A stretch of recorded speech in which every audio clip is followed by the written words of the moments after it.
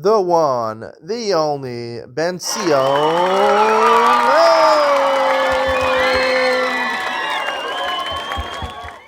Good morning and welcome to Yeshiva YouTube. Iyun with Benzion. Today's daf is Benzion Gittin daf Iyun Zion number 77.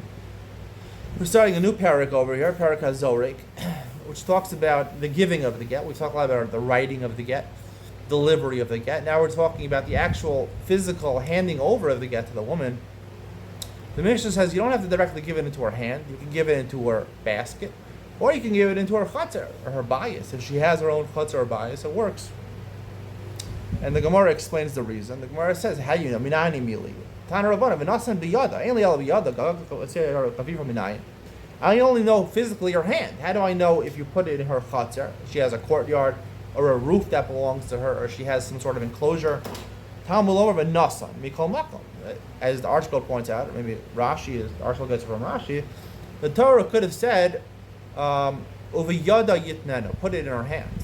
The fact that it says the word v'nasa and biyada shows that there's multiple types in the sina. It doesn't have to be in the sina directly into her hand. And the sina into gaga chatzer karfiva, anything that she owns, would also work. So it's the word v'nasa. V'nasa is what's teaching. Now, if you look on Omen Beis, Ayin Zayin Beis, the Gemara in the middle of the daf quotes from our Mishnah, which is the beginning of the Mishnah. If you put it besoch beisa or chatzer, now it's interesting. The Mishnah included bias, right? Gaga chatzer kafifa didn't say beisa. Why didn't it say beisa? So the Mishnah says he put it in her chatzer or her bias, and the Gemara is machlokas. Does she have to be present when it's put in her house or her chatzer or not? And Ula says yes. Rabbi Shaya says no, but they both say that chatzer is mishum yada Yisrael. The question is it like her hand that has to be right next to her, or is it like her hand that has to be mishta merit? She could watch over, she protect her own hand. So too, the gates have to be locked in her chutzner, but she doesn't physically have to be there. And we paskin, she physically has to be there. However, it's mishum yada Yisrael. That's a second word, v'nasan biyada. So is chutzner mishum yada or mishum v'nasan? Which one is it? Based on this, I'd like to say a big chiddush over here, and I think this is really indicated by the Mishnah. The Mishnah says "Besoch beisa v'zel chatzera," and then the Gemara says "Chatzera gaga karfifa." Why does it say beisa? Also, what's gaga chatzera karfifa? I think there's a fundamental question over here. A woman could have possession over something, right? A woman could own things. If someone gives a woman possession and he says, "I only want," and the Masechet Nedarim says, "I only want this to go to the woman. I'm giving this house, and I only want it to go into the woman," even though Masha kana isha kana baila, if the specifics of the gift was only to give it to the woman, the husband is not kona that. There are certain instances, nichse malug, nichse barzel. There are certain types of possessions that a woman brings into the marriage which don't fully belong, right? Nichse malug, the karka actually belongs to the woman. The payrolls don't belong. So if it's nichse malug, why can't he throw it in the house of nichse malug? Nichse barzel, that really technically belongs to the husband. Nichse malug, why doesn't that work? Or matana, where the person who's giving her the present stipulates that the husband should have no rishus over it. It belongs to her. So what's all the problem? The Gemara goes through a long discussion. How does it work? How does chatzer work? The Gemara Rabbi has to say gita v'chatzer boin ke'echad, right? Because the Gemara says masha kana yisha kana bayit. How could she have a chatzer? The chatzer belongs to her husband.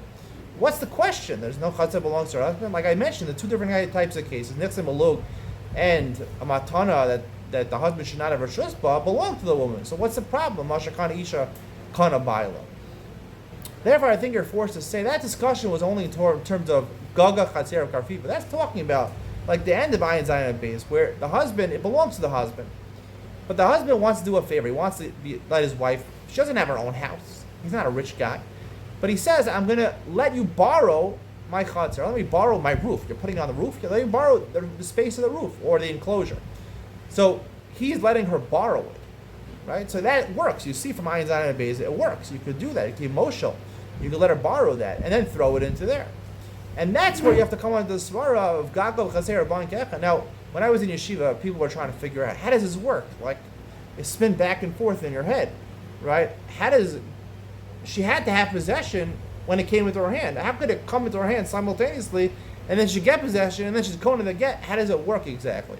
So the answer is, I think, very simple, that when he goes ahead and lets her borrow his gag, chatzer, or karfif, right? He's not going to let her borrow his entire house because he needs a house to live in. That's why it doesn't say beso over there. right? It's all gaga chaser karfifa, not beisa, because he's not going to let her borrow his entire house. When he lets her borrow it, obviously he wants it that the get should work. So when he gives it, when he throws it into the chaser, right?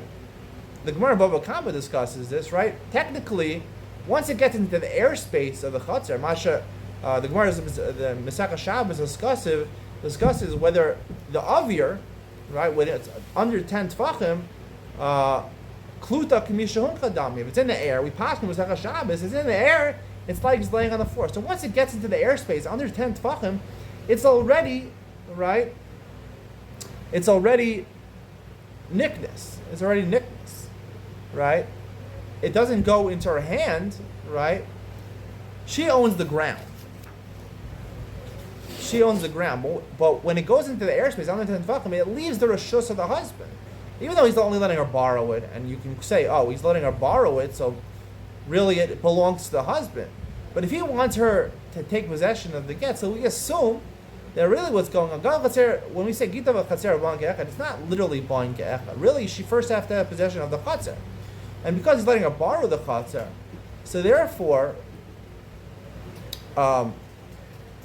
he's actually giving her possession of the chatzer, right? And once it comes to the airspace, that's how she's kona. But once it comes to the airspace, so she's kona, right?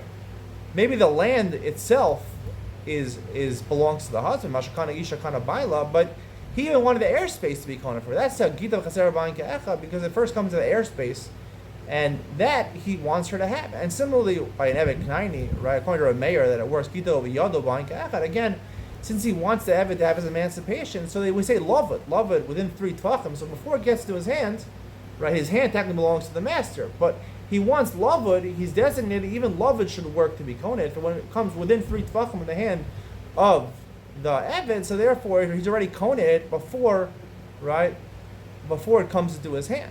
So he's koned before. So it happens a second before. The transaction happens a second before, either in the airspace or when it comes to lavud. If there's no airspace, then lavud, the gag or the karfif, maybe lavud will work. But the point is that it comes to her shus first, and then, right, I mean the get, it happens in the airspace. So now she's migureshes, and then yes, the land of the chatzar belongs to the husband, mashakana isha kana baila, but the gerushin already happened already in the airspace. Since it happened already in the airspace, so therefore, once it happens, so then the chatzar belongs to her, and then it lands in her chatzar. It has to happen a second before. And the same thing by the Eved, it works through lavud, and then he accepted it into his hand because he's already freed. So it happened a second before. It's not literally at the same time, right? We paskin ef shalot samsam. You can't things exactly at the same time in a halacha. We can't figure it exactly at the same time. Something has to precede the other one. Now that's only when it comes to when he's lending her. But if she has, like the Gemara on Ayin Zayin and Beis talks about the beginning of the Mishnah. The beginning of the Mishnah says that he threw it. Hazar gel isha v'hi b'sach beisa v'b'sach chatzera. Why didn't it say beisa chatzera kaviva v'minai? Because beisa, we're talking about where he's a rich man and the wife owns it. Either someone gave it to him, or it's nichsem malok, or the husband through a third person was able to give it to her, and she now has full possession of the bias or the chatzer. There she owns it. It's not a question of kana isha kana bail. It belongs to the woman fully. Our case belongs to the woman fully. And there the Gemara says you learn it out from Israbai, from Yada. Yada is where you learn it out from, not Vinasam like the first case. Because Vinasam teaches me that he's doing a transaction. Vinasam, there's a powerful Nasina that he's giving it to her before it lands on the ground, in the airspace through lava. Yada is teaching me that anything that she's next to, like her house, she's standing next to her house, next to her chatzar, so it's considered already in her possession. Because in her possession, it's not a problem with kana isha kana baila. It's like her hand, right? Her hand is her possession, so her hand is not exclusively her hand. Also, anything which she's standing next to, a chatzar besa, which belongs to her fully, that works through yada. So the first type of cases works through vinasa. It includes other types of nesina. And the yada, it's when it's her full house, so then it doesn't have to be dafka her house. It could be her chatzar or bias, as long as she's standing next to it. We'll talk further about these two different ways of affecting a gerushin going forward. Hope you enjoyed today's shir. See you on the next one.